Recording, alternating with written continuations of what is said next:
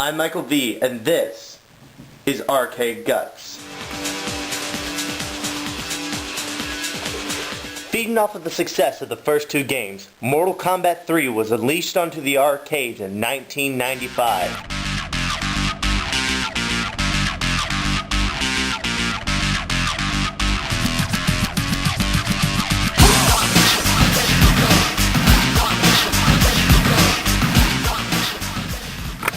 The story for this game is the most epic one yet. While the events in Mortal Kombat 2 were taking place, Shao Kahn's Shadow Priests were busy resurrecting his dead queen Sindel in Earthrealm, which would give Shao Kahn the holy right to step through the portals between Outworld and Earthrealm and claim his queen. And in doing so, Shao Kahn would also claim Earthrealm as his own. And he succeeds. He actually takes all the souls of people from Earthrealm. However, when Shao Kahn claims the souls from Earthrealm as his own, the Elder Gods select a handful of warriors to compete in this new Mortal Kombat. That is no longer a tournament, but an all-out war to defend Earth.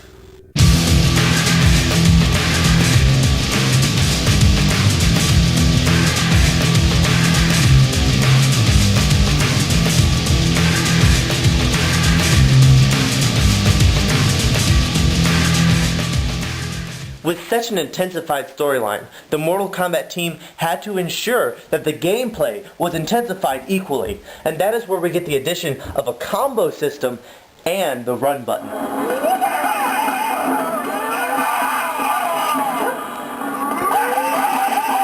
There aren't too many Mortal Kombat fans that dislike Mortal Kombat 1 and 2. However, there is division in the Mortal Kombat community about people who love Mortal Kombat 3 and people who just seem to hate it. It is in my humble opinion that those people who do not like Mortal Kombat 3 have not taken the time to fully understand the amazing aspect that they added, the combat codes. Now, combat codes were kind of like a briefcase lock that they put at the bottom of the Versus screen. If you knew the right code, you could make it so your character would randomly change throughout the fight, or even make it so that the winner of that match would play Galaga against the computer.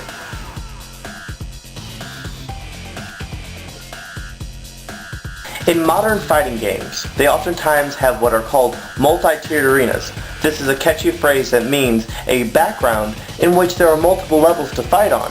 However, Mortal Kombat never gets the credit for starting this. However, look at this.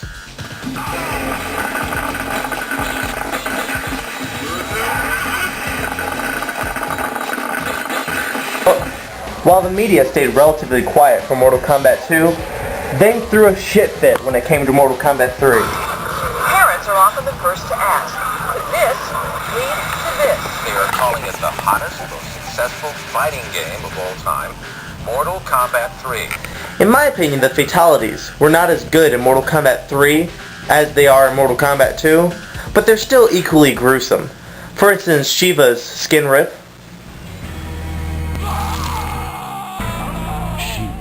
And Sector's crusher.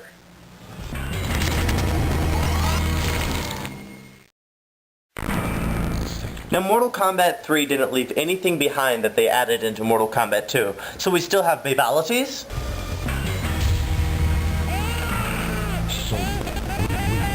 and friendships.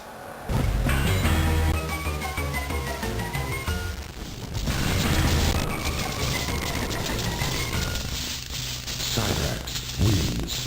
Flawless victory. Friendship.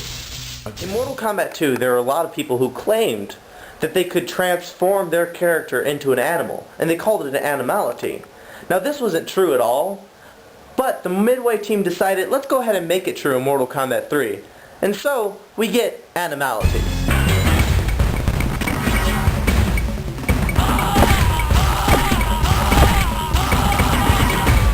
Jax wins. Flawless victory.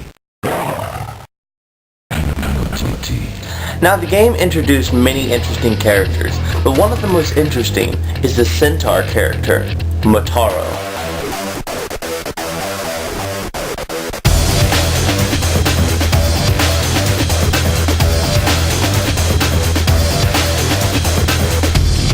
Now Motaro served as his boss, directly before the final boss of the game.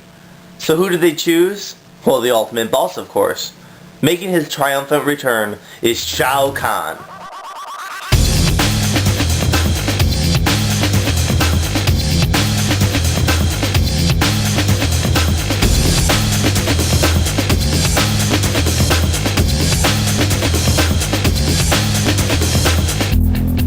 And honestly, Shao Kahn's death in this game is absolutely the most badass death scene in video game history.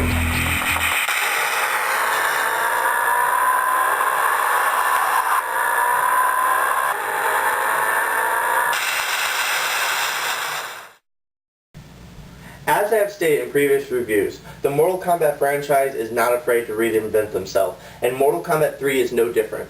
With the addition of a run button, a new combination system, and combat codes, they have lived up to the standards that they set so high in Mortal Kombat 1 and 2.